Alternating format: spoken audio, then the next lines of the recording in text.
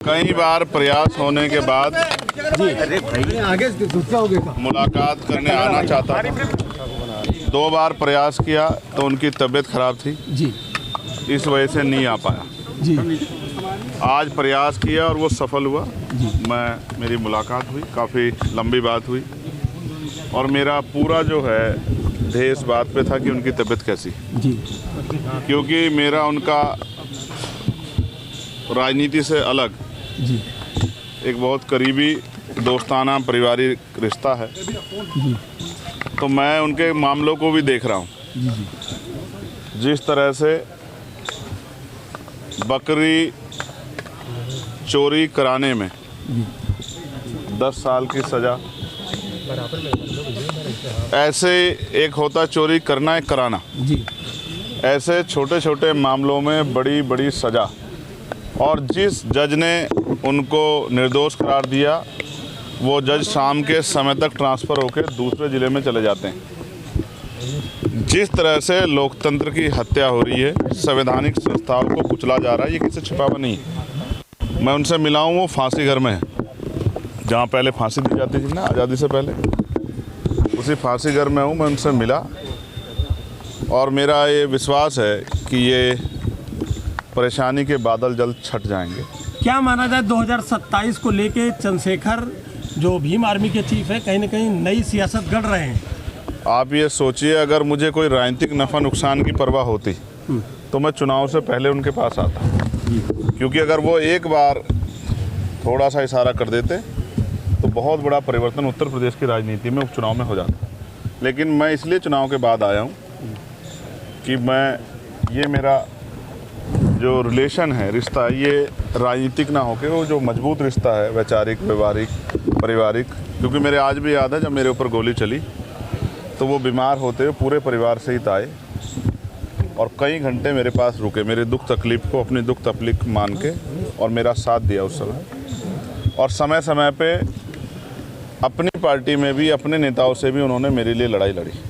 तो एक अच्छा साथी होने के नाते मैं अपनी जिम्मेदारी अदा करने और उनके हाल जानने, जो कि बहुत ख़राब है तबीयत के तौर पे भी, और जेल, आप समझ, जेल कोई अच्छी जगह तो नहीं होती। इस समय क्या हालातों के बारे में क्या बताया? वो बीमार हैं, उनकी आँखों में इन्फेक्शन हुए हैं। मैंने उनकी हालात देखी, मुझे बड़ी तकलीफ़ हुई, भावुकता भी थी मेरे अंदर। मैं सरकार से ये अपील करूँगा कि राजनीति में वैचारिक विरोध हो सकता है, लेकिन जिस तरह से पिछले कुछ लंबे समय से ये देखा गया है कि अपने राजनीतिक विरोधियों को सरकारी मशीनरी का दुरुपयोग करके सत्ता ने हटाने का काम किया, ये अच्छा नहीं। इससे ये पीढ़ी दर पीढ़ी चलता रहेगा, इसका खामियाजा फिर दूसरे लोगों को भुगतना पड़ेगा। अगर आप कुछ अन्याय करोगे तो कल आने वाले समय में ताकत आने पर दूसरा व्यक्ति भी अन्याय करेगा। जबकि उन्होंने मुझसे कहा कि हम बदले में नहीं, बदलाव में भरोसा रखते हैं, हम जन सेवा के लिए हैं और हम आने वाले कल में भी जन सेवा करेंगे। उनका आशीर्वाद मुझे हमेशा मिलता रहा। कल हुए उपचुनाव में जो जैसा रहा स्थितियां रही पूरे उत्तर प्रदेश में, उसको लेकर क्या कहेंगे? और पुलिस और सरकार ने कुछ दरोगाओं का सस्पेंशन भी किया है, क्या मानते हैं? ये जो चैनल्स का आप लोगो देख रहे हैं, इनके एक शानदार पत्रकार को जिस तरह पुलिस ने और वहाँ के कुछ स्थानीय अराजक तत्वों ने जिस तरह से घसीटा, अपमानित किया, वहाँ के जिलाधिकारी को हस्तक्षेप करके उनको बचाना पड़ा जी। जिस तनाव में और जिस तरह की हिंसा में कल का चुनाव हुआ, शायद ही कभी इस तरह का चुनाव पहले हुआ। क्या आप 2017 किसी अधिकारी से बात करो, किसी कर्मचारी से बात करो, किसी मीडिया के बंधु से बात करो, सब लोग कह रहे हैं कि हमने अपने जीवन में इस तरह का हालात कभी नहीं देखे। क्योंकि मुख्यमंत्री जी ने इसको अपनी साख का सवाल बना लिया और उनको ये लगता है अगर वो कहीं उपचुनाव में लूज कर गए तो केंद्र में बैठी सरकार भाजपा की शायद उनको ना छोड़े। इस वजह से उन्होंने एड़ी चोटी का जोर लगाया। अधिकारियों को भी कहा कि मुझे ये सीटें जीतनी है, तो अधिकारियों ने भी पूरी जोर आजमाइश की और जनता ने लूटते हुए लोकतंत्र की लुटती अस्मिता को तो कहते हैं मैंने कार्रवाई भी करी, पुलिस वालों को सस्पेंड किया। अच्छा, वो पुलिस वाले किसका काम कर रहे हैं आप मुझे बताओ? अगर कोई गलत नहीं हो रहा तो सस्पेंड क्यों किए?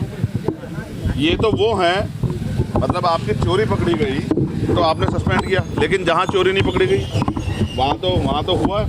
पहले अब आप समझो ना, अब ये चाइना का बॉर्डर नहीं है कि रिवॉल्वर निकाल के इंस्पेक्टर साहब को जनता को डराना पड़े। सर पहले हरदोई जेल में अब्दुल्ला से मुलाकात, अब आजम खान से मुलाकात, फिर आप उनके घर भी गए। तो मान लिया जाए 2027 में कहीं ना कहीं चंद्रशेखर कोई नई सियासत गढ़ रहे हैं अंदर ही अंदर। आपको ऐसा लग रहा है? मेरा फर्ज है, अगर कोई परेशान है, तकलीफ में है और मेरा साथी है, तो एक सच्चे साथी का फर्ज ये होता है कि वो दुख के समय उनके साथ खड़ा हो। नहीं आजम जी बड़े नेता हैं। सुख में तो हर कोई खड़ा होता है। कुछ भविष्य की राजनीति को लेकर जोड़ा जाए तो अच्छा। अब एक सवाल यहाँ से पीछे से आया था, ये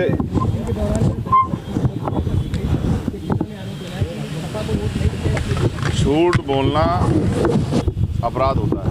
वोटिंग के दौरान हत्या नहीं हुई। पहले तो आप अपने सवाल को सुधारो। मेरी पूरी जानकारी में आया, जबकि उत्तर प्रदेश पुलिस मेरे अधीन नहीं है, मेरे नेतृत्व में काम नहीं कर रही। पुलिस का बयान है कि हत्या वोट के मामले में नहीं हुई। तो मीडिया सवाल करने से और गलत बात को बढ़ावा देने से बचना चाहिए। हत्या हुई है, जिसने की है उसको इतनी सख्त सजा मिले कि उसकी कहीं पीढ़ियाँ याद रखे। इस बात में कोई, वो किसी पार्टी जुड़ा हो, चाहे समाजवादी पार्टी जुड़ा हो, चाहे किसी और पार्टी जुड़ा हो, सख्त कार्रवाई हो। अगर मैं कह रहा हूँ पुलिस का ही बयान है कि इसमें वोट का कोई इशू नहीं। अगर वोट के आधार पर भी हुई तो लोकतंत्र की हत्या है, तो उस पर 4 गुना। क्योंकि अगर बहुजन समाज के आदमी, बहुजन समाज के लोगों पे, यानी कि खुद कमज़ोर आदमी कमज़ोरों पे अगर अन्याय अत्याचार करता है, सामंतशाही जैसी व्यवस्था लागू करता है, तो फिर उसको तो उसको सजा मिलनी चाहिए, उस पर एक धारा फालतू लगनी चाहिए। क्या नई रणनीति है 2027 आपकी राजनीति को लेकर कोई अच्छे अपने विचार दिए? आपकी राजनीति को लेकर ये मेरी उनकी बात है, ये जब वो बाहर होंगे तो वो आपके सामने